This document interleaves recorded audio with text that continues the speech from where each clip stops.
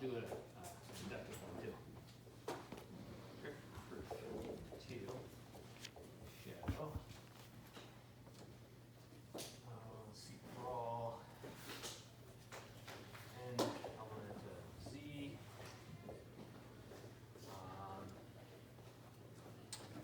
I'm going to look at my paper. Oh, something over here. Here's the attendance tail.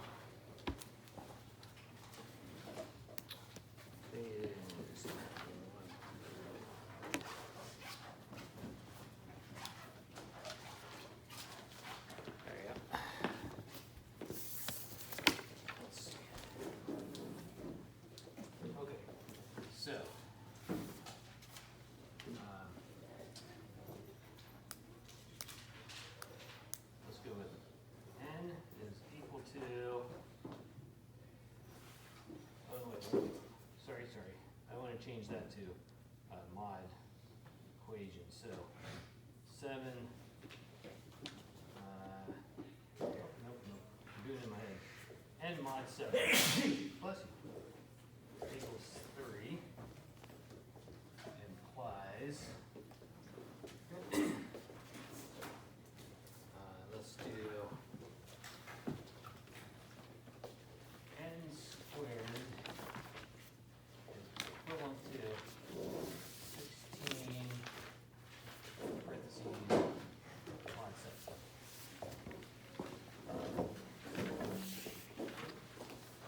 Okay, so this is similar to the one that you have to do on the quiz since it's a direct proof and it has some mod in it. But I mixed it up with equivalence. I think the one in the quiz has just mod as an operator, but I did one of each, a mod as an operator and a mod as equivalence. So just to review what they mean. So the since it's a direct proof, then you're supposed to assume P and then use that to show Q. So I'll turn P into an equation. So if you turn P into an equation with mod there, it's already an equals, right? But you have to turn it into an algebra equation without the word mod in it so that you can use it to substitute. You need an equation of algebraic expressions. So the assume equation would be that n is equal to 7 times k plus 3. It's saying that the remainder is 3, so it's equal to 7 times some integer plus 3. Then the show equation. So that would be similar if it was like on the quiz, another just mod equals. But this time I used the equivalence one. And that, when you turn that into an equation, what you do is subtract the 2. So n squared minus 16.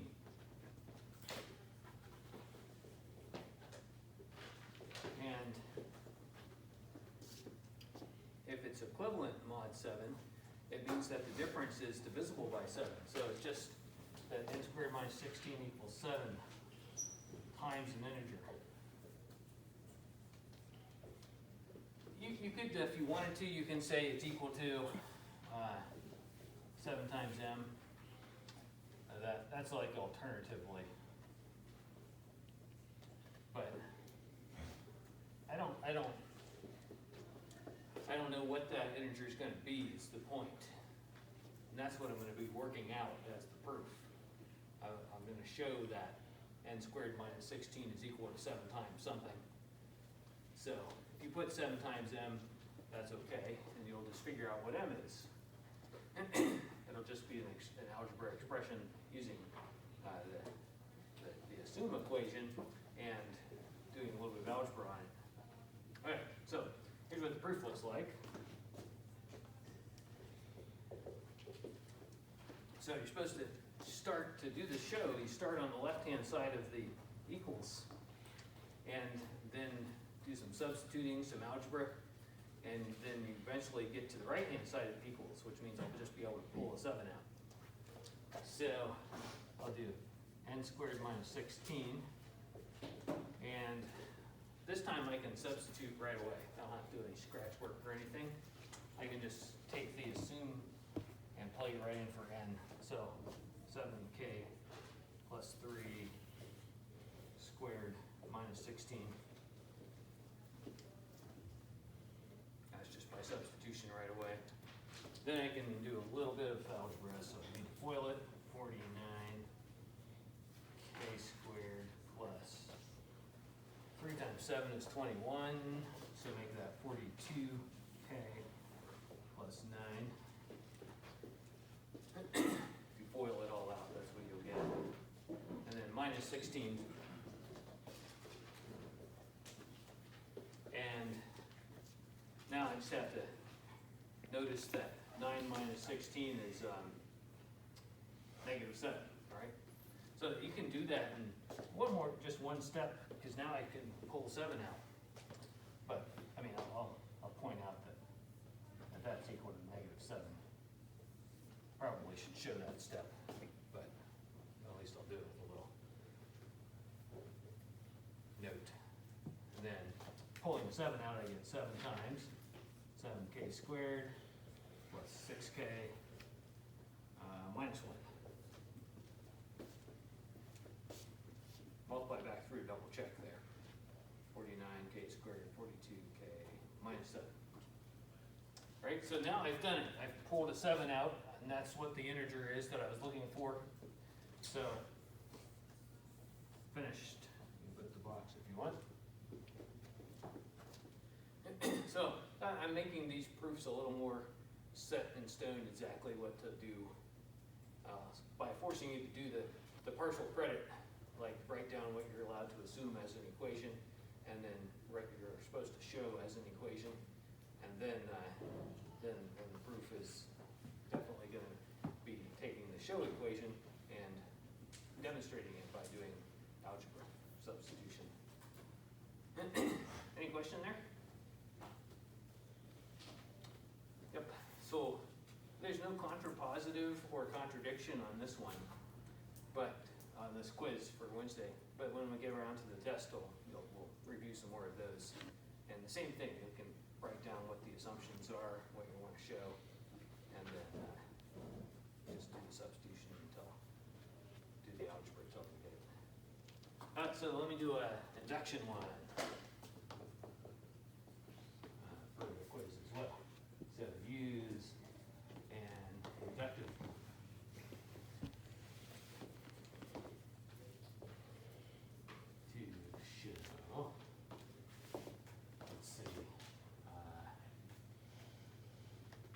for all an element of z greater than or equal to 0,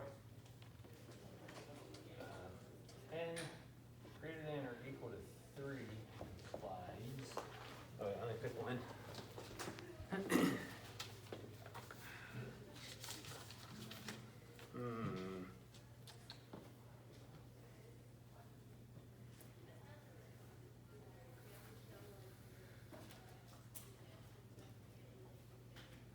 I'm going to do one that's a little different than what's on the quiz, but I can give you a hint for the quiz as well.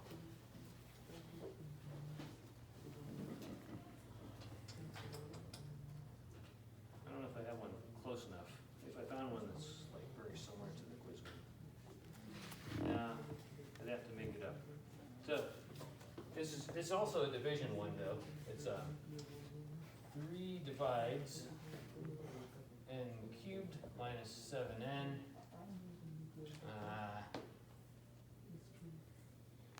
That's all. 7n cubed minus 7n. Well, no, maybe it's plus 3. Okay, there's a good one. All right, so this one says use an inductive proof. Yeah, question? What is the vertical line? Oh, say it again. The vertical line. Oh, the vertical line is the one that you say divides. Like this, I read it out loud. 3 divides and cubed by 7n plus 3. Yeah, thanks. So that'll turn into an equation when I write down the show, the assume and show for it. But for induction, you do first have the base case, which just whatever the smallest value of n is that they want you to show it for. So that'll be n equals 3 here. And for that, we do want to show an equation that checks q. So I'll write a couple of notes here. You don't have to write this on your quiz, but check q.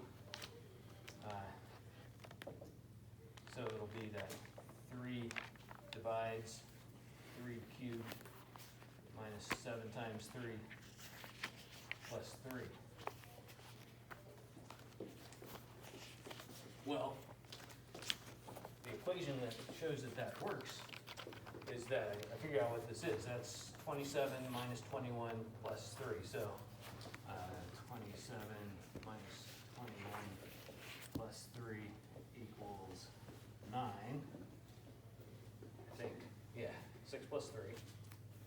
And I want to know that that's divisible by 3, which it is. Yeah. So 3 times 3. So that lets me know that.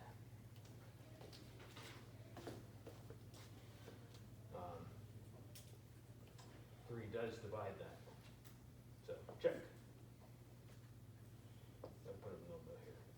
3 does divide, which is the same thing as goes into, is a factor of.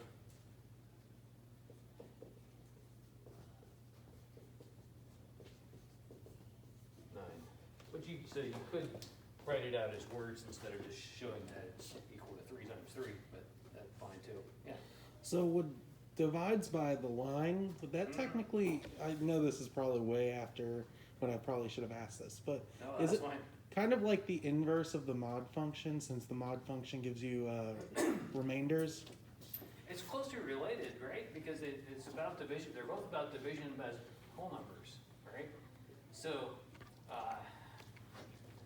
it's the relationship would be more like if A divides B, then B is a factor of A? well, no, other way around. A is a factor of B. Divides means that it's like the size that breaks it up into even chunks.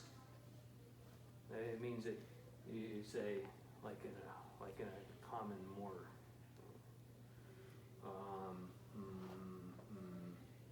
Well, I mean, just for example, like 4 divides 28 is true. From we did a bunch of examples like that back then, because it does go into it without any remainder. So then, since I mentioned the remainder, then that means that so you can say it's better to look at the example. B mod A is going to be 0. So if A divides B, then B mod A is 0. That's what it's saying. If A divides B means it goes into B perfectly without any remainder. So that means if you write it the other way, looking for the remainder, you get 0. So there's the relationship between the two.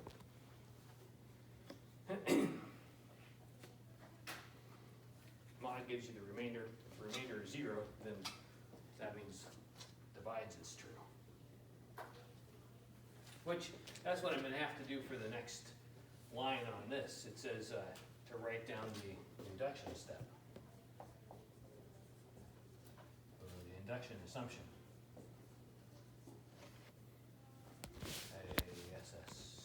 Assumption. Okay, so this is going to be as an equation.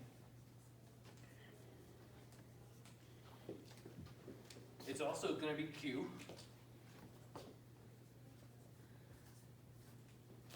So I'm thinking just using P implies Q for both of these. So when you do a direct proof, you assume P and you show Q.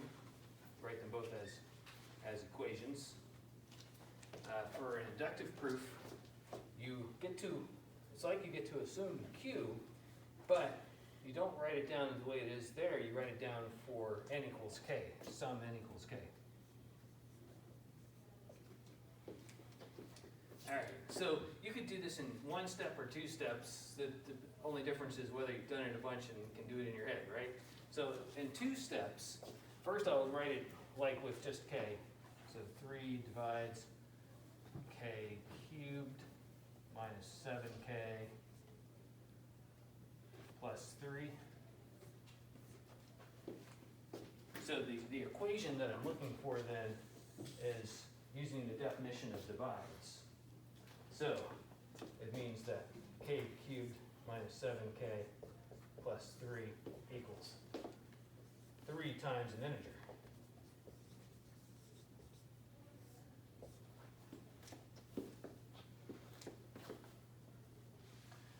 It's similar to the previous one where it was equal to 7 times the integer.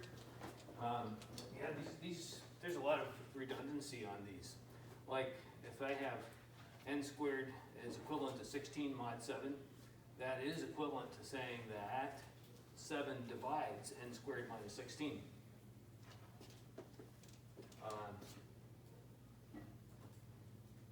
It's almost like, why do you even need another one of those? There's different reasons for them.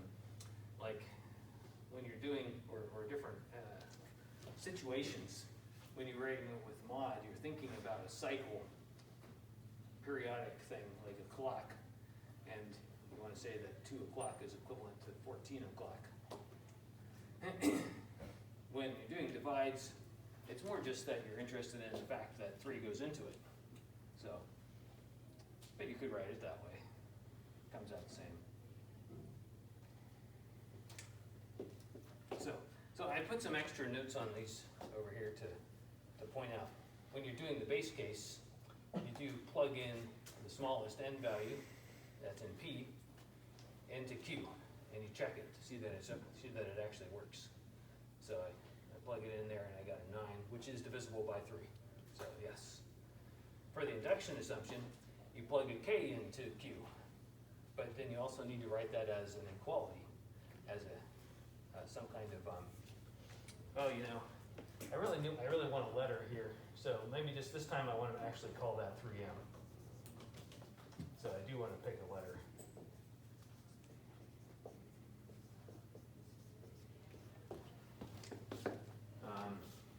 I could call it 3 times an integer, but it takes too long to write integer over and over again.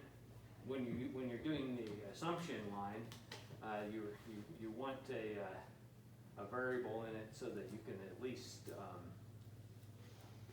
because we're gonna use it to substitute and then do algebra on it, and it'll be annoying to write integer, the word, over and over again when you're doing the algebra. So the last line to fill in would be on your quiz the show. What am I trying to show? So I think you can fit it here. It's not as hard. Show is for n equals k plus 1. And it's Q again. I'm still showing an induction assumption. You assume it for n equals k, and you assume Q. And for the show, you do Q for n equals k plus 1. So there, I can just look at my previous equation. If I've done it carefully, it's going to be, I want to show k plus 1 cubed minus 7 times k plus 1 plus 3 is equal to 3. So now here's where I could pick a letter again, or I could say 3 times an integer.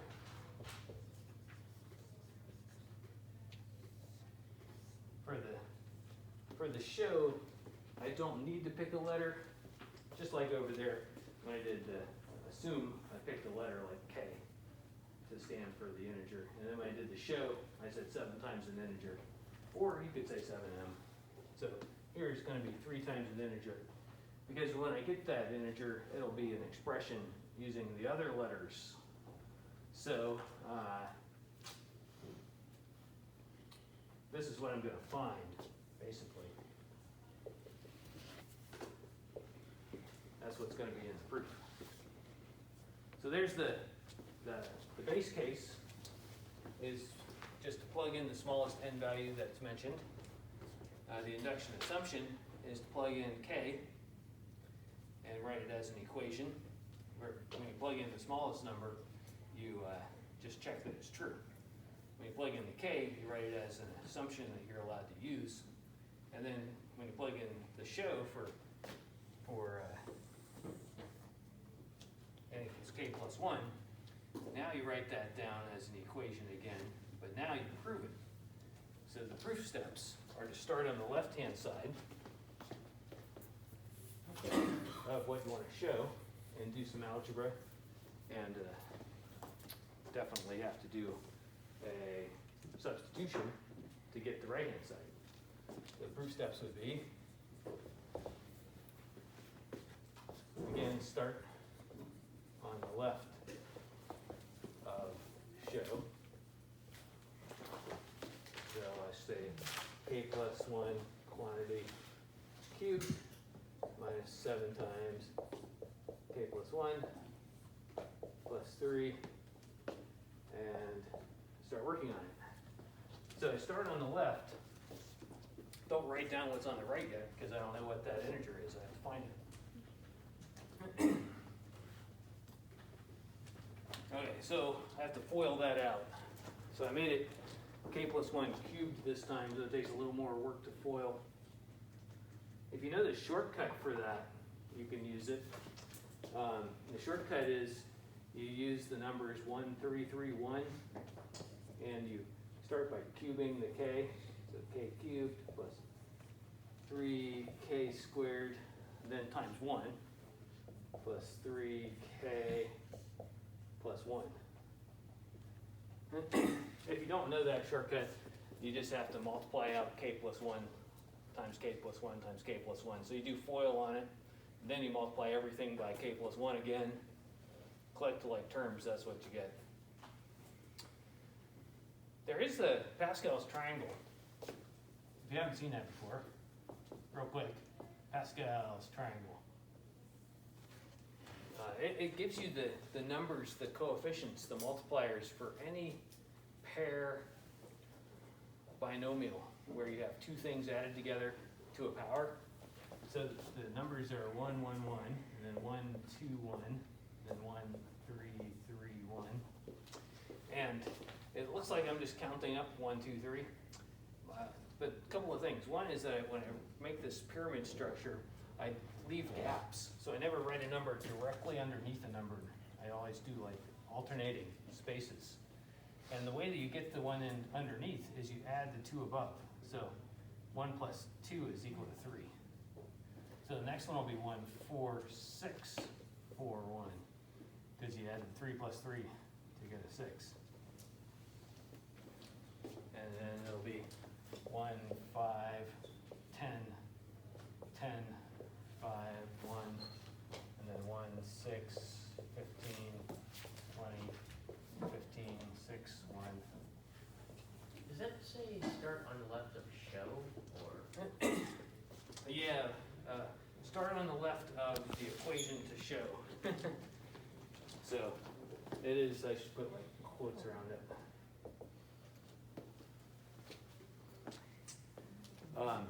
Yeah, so anyway, if you haven't seen Pascal's triangle before, that's how you make it. Always add the numbers to get the next one. 4 plus 6 is equal to 10. 10 plus 10 is equal to 20. And they give you the coefficients of, if you're looking at a plus b to the n. Like n being, for instance, for when I did cubed, I used 1, 3, 3, 1. So you look for the row that has the n as the first number after 1. So this would be for a plus b to the 5, a plus b to the 6. And then you know that you're gonna have all the powers that add up to that number as well. And for k plus 1, the 1 squared and the 1 cubed were just equal to 1. So I just needed all the powers of k. K cubed, 3k squared, 3k. Just because 1 to a power is 1. Yeah. With Pascal's triangle, is there a way to like kind of tell what sign it's going to be if you have the initial 2? So like if you had k minus 1 to like the 5th. Oh, yeah. Well, you the formula for using the a plus b to the n is that you always start with a to the n, b to the 1. And if you have a minus in between, like a minus b to the n, you have to keep the minus b all together. It's works for plus. So if there's ever more than just a single variable plus, like if it's a negative, then you keep it there. So then all the even powers will become positive, and all the odd powers will become negative.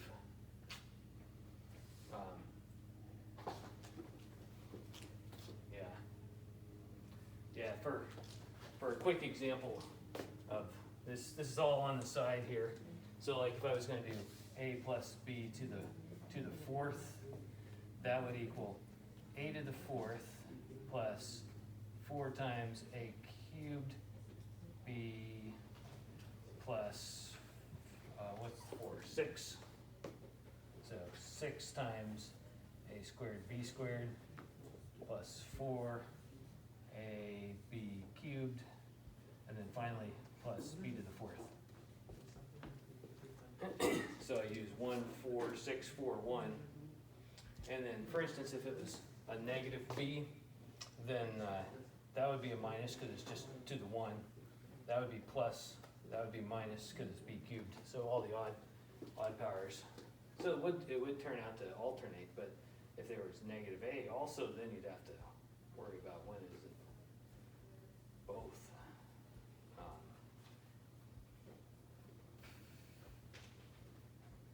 I guess they're always either odd or even. Interesting. Anyway, that's the general formula. All right, back to this one though. So, I didn't finish writing that. All I did was cube that. And now I need to do minus 7k minus 7 for multiplying through, and then plus 3. Okay, so that's all the FOIL. Now I could go through and collect like terms. Like I've got a 3k and a minus 7k I could put together. But don't just do algebra randomly. What you want to do is look at the assumption that you're allowed to substitute. I'm going to have to use that assumption as a substitute at some point. And it's got k cubed minus 7k plus 3. And if you look at this, it also has k cubed minus 7k plus 3. They're just all scattered around. So rather than collect like terms, I'm just going to reorganize it so that they, so I can see all the pieces that I need to substitute. So it's k cubed minus 7k plus 3. Just reorganizing, so I still have plus 3k squared plus 3k plus 1 minus 7.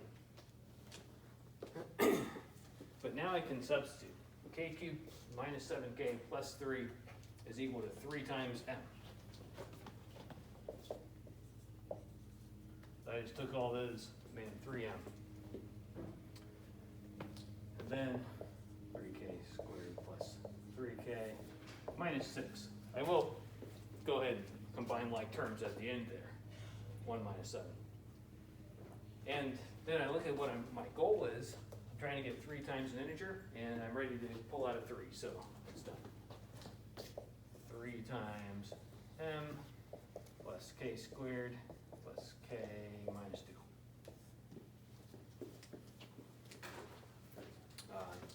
And that's finished. I found the integer there. So pull it out. So I know the one on the quiz is similar but different. It has the same setup, but it's a different formula for what's divisible. So the only thing that you would need, the rest of it is just by definition, what to write down for the assume and for the show. So they'll be very exact, they'll be very, very similar. Be careful when you plug in k plus 1. Parentheses are always going to be important there. When you show q for n equals k plus 1, you got to put parentheses around the k plus 1. Especially in this one, because you've got to cube the whole thing and then minus 7 times the whole thing. You can't just break k plus 1 next to the minus 7 or else it won't work out. You'll get stuck with a 1 at the end instead of the minus 6. But also on the quiz, I know you get something that looks a little bit like, like 7 to the k plus 1 minus 2 to the k plus 1. I don't think that's exactly it. It might be. But the algebra that works on this is to first make it 7 to the k times 7 minus 2 to the k times 2.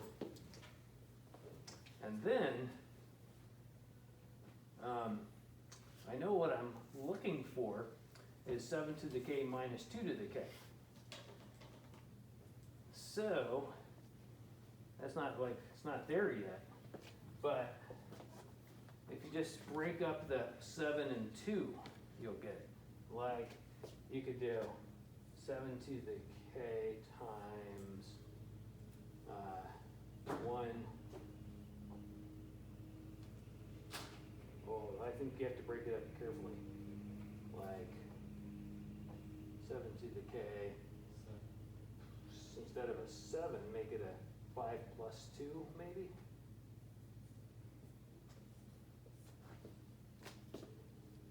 Oh, minus 2 to the k times 2. Something like this. So you might have to do a little scratch work to figure it out. But just looking at the quiz question, I noticed that this was probably going to be what we want to work. So there I just changed that 7 into 5 plus 2.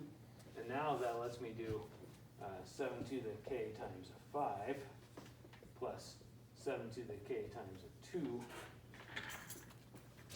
minus 2 to the k times a 2.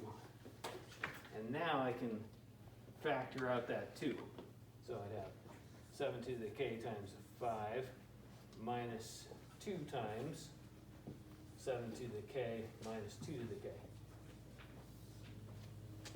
Alright, let me get out of the way.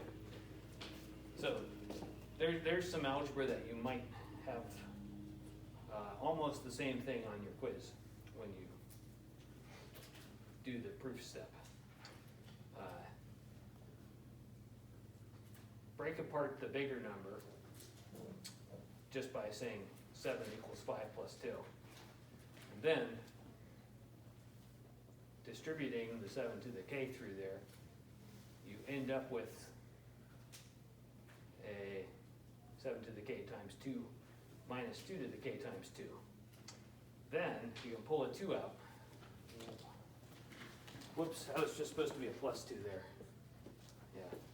Multiply that back through so you get 2 times 7 to the k minus 2 times 2 to the k. Yeah.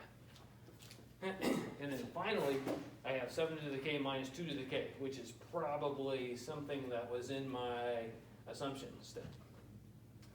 So sometimes you have to break up a whole number and then refactor, like recombine like terms. Same thing, factoring and combining like terms are the same process. But this time I'm combining like terms that are multiplied by 2, so I factor out a 2. And then finally, you can substitute in there that 7 to the k minus 2 to the k. Can't remember if that's exactly like what it looks like. Probably is, because yeah, it probably is. Yep. So that's a pretty good hint. I try and make up different numbers, but I end up using the same ones that are on the quiz. Yeah. So in this example,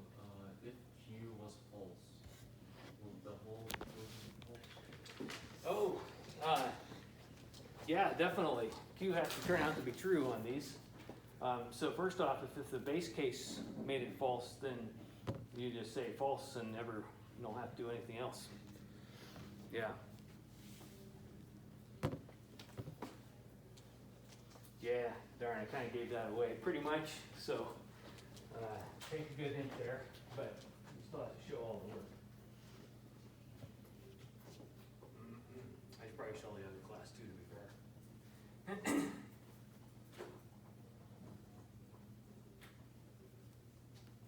Yeah, I'm not going to give you those kind of trick questions where it turns out to be false, though. So,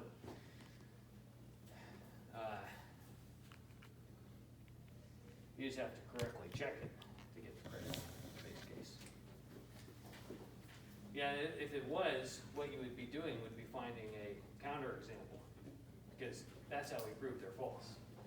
So, eventually I would say, you know, like on the previous test, there was a question that said, showed that this is false by finding a counterexample. And then that means you want an n greater than or equal to 3, and it does not divide. So 3 does not, would turn out not to be a factor of it. And then that would be a counterexample.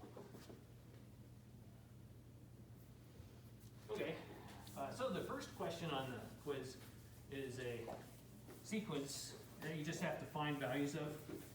So it's just a question about calculating with mod. So I'll do one like that. So for an example, find the maybe the first 5 terms.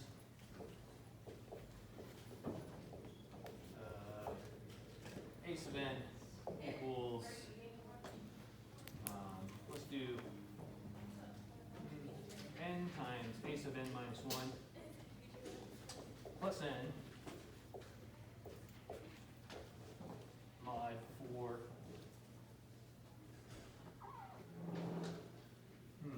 That's good enough.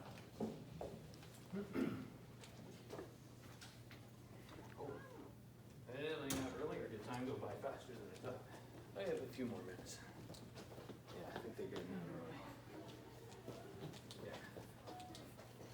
So, this question, all you're supposed to do is make a chart. Oh yeah, and also, there would have to be, for this kind of formula, I would have to give you an initial value, like a0 equals 5.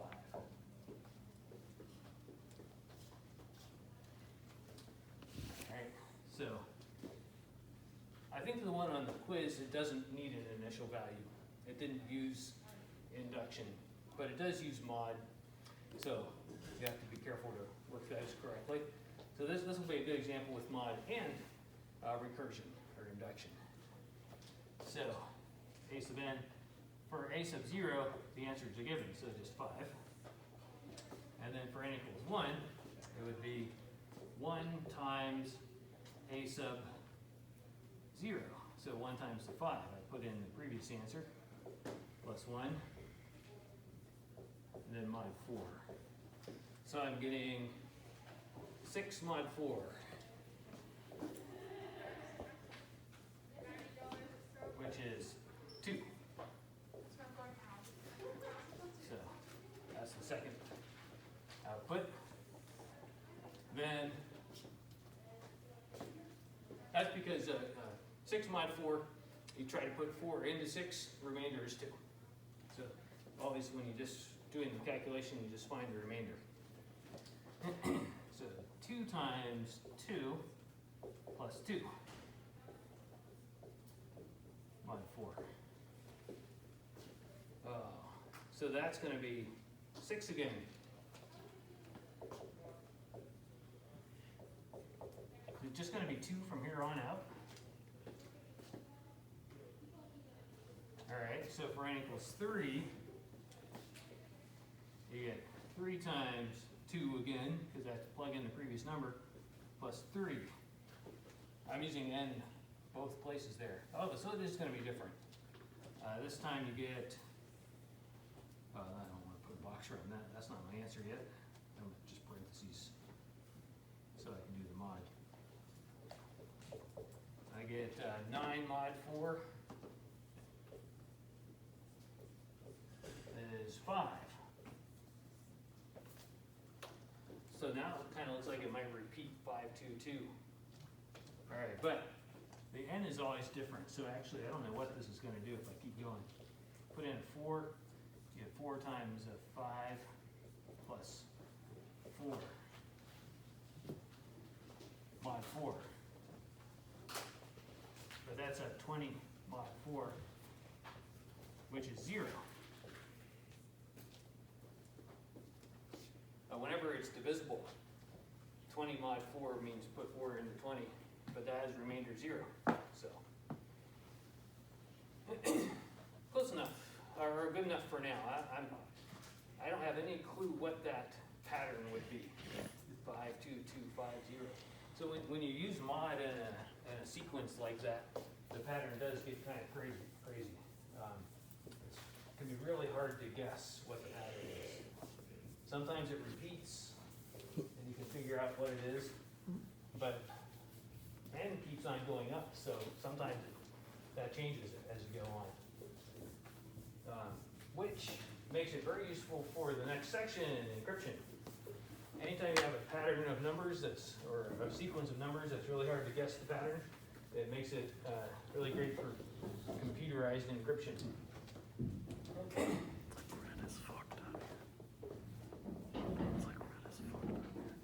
So, any sequence with a hard to guess pattern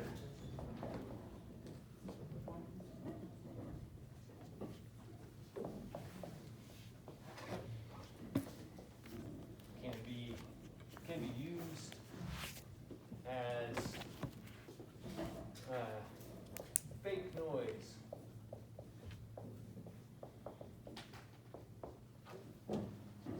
So what you do with it is you add it to the message.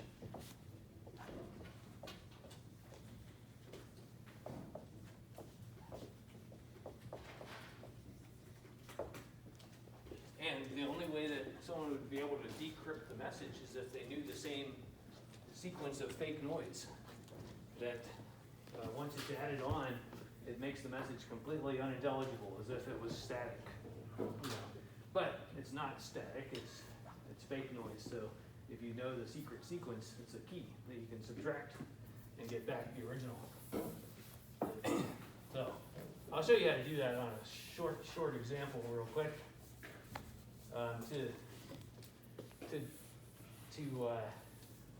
To add it to the letters, you really need numbers though, because you can't add to a letter. So we typically just go with, for the first example anyways, go with the standard numbering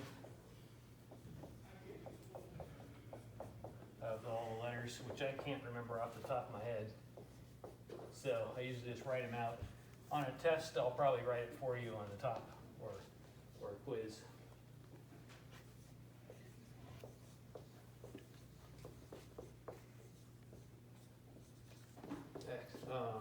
Gotta squeeze them in here. Okay, that's squeezed the wrong way.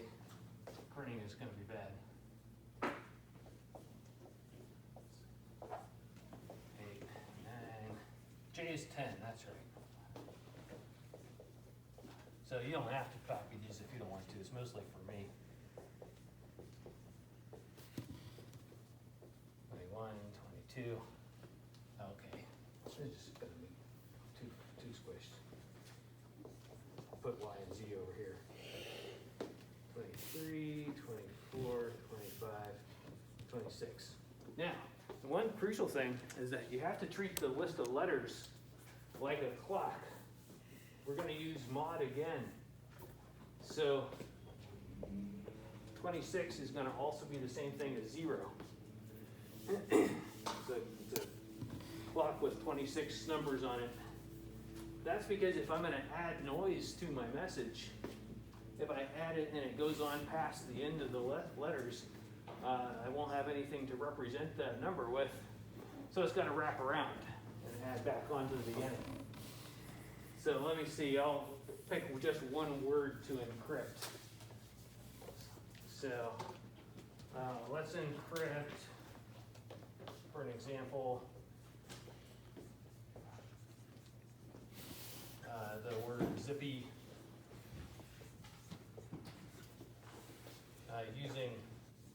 using that sequence from the previous example. All right, so here's how you do it. First, you just turn zippy into letters, or turn it into numbers, sorry. So let me write it down the board like this. So z is equal to 26. That's an I, which is 9. P is 16. And y is 25. So you start with just the standard numbers.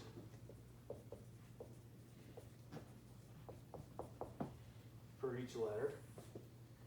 And then I take that sequence that I found and I add it on. So I'm going to plus the a sub n. So that means I'll add on plus what I started over there was a 5, then plus 2, then plus 2, and then another 5, plus 5, then plus a 0.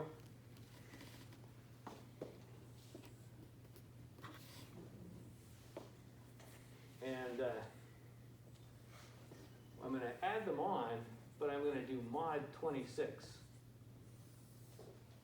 All right, so when I get 36 plus 5, or sorry, 26 plus 5, that gives me 31. But it's actually mod 26. So you could do that by counting around the circle here. 26 plus 5 gives me back to 1, 2, 3, 4, 5, E. But mod 26, so I'll do 31 mod 26 gives me 5, because 26 goes into 31 one time, 5 remainder. 9 plus 2 is 11. Mod 26 is equal to 11. The rest of these are going to be easy, which is good because I'm out of time. 16 plus 2 is 18. Mod 26 is itself. The only time you have to wrap around is when you add on a number that goes past 26. So 16 plus 5 is 21. Mod 26 equals 21. And 25 plus 0 is 25. Mod 26 is equal to 25. And then you turn it back into a letter. So 5 is E, 11 is K, 21 is U, 18 first. 18 is R, 21 is U, and 25 is back to Y again. So then the final column is the encrypted word for zippy. So you can tell that this is much better than just like picking numbers to stand for letters, because the two P's go to 2 different letters. And you don't get the same letter for P because you're using some sort of noise that's added on, and it could be different for every single letter in the list. So we'll do that, and we'll learn how to decrypt as well with some other examples, but better let you go. That's like introduction for the next part. That's interesting. Oh yeah, next time is Zoom, or Teams tomorrow.